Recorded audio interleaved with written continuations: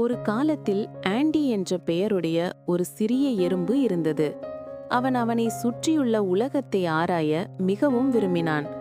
ஒரு வெயிலான நாளில் அவன் ஒரு பெரிய சாரோடும் தர்பூசணி பழத்தை கண்டான். அதை அவன் தனது எறும்பு நண்பர்களிடம் கொண்டு செல்ல விரும்பினான். ஆனால் அது அவனுக்கு போதுமான அளவுக்கு மிக கனமாக இருந்தது. ஆண்டி உதவி கேட்டு அழைத்தான். அப்போது ஒலிவர் என்ற பெயருடைய அறிவுள்ள ஒரு வயதான எறும்பு அவனுக்கு உதவ வந்தாள்.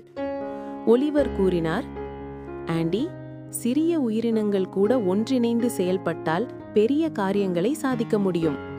வாருங்கள், நம் நண்பர்களையெல்லாம் அழைப்போம். ஆண்டியும் ஒலிவரும் மற்ற எல்லா எறும்புகளையும் அழைத்தனர்.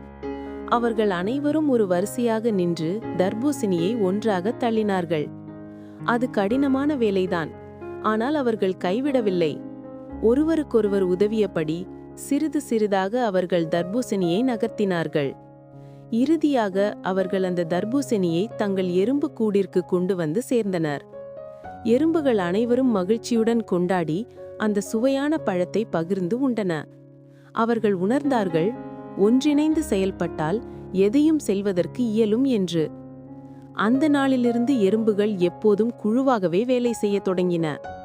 இவ்வாறு ஆண்டி என்ற சிறிய எறும்பு தனது நண்பர்களுக்கு ஒற்றுமையின் முக்கியத்துவத்தை கற்றுக் கொடுத்தான். அவர்கள் கற்றுக்கொண்டார்கள், சிறிய உயிரினங்கள் கூட ஒன்றாக சேர்ந்தால் பெரிய சாதனைகளை செய்ய முடியும் என்று.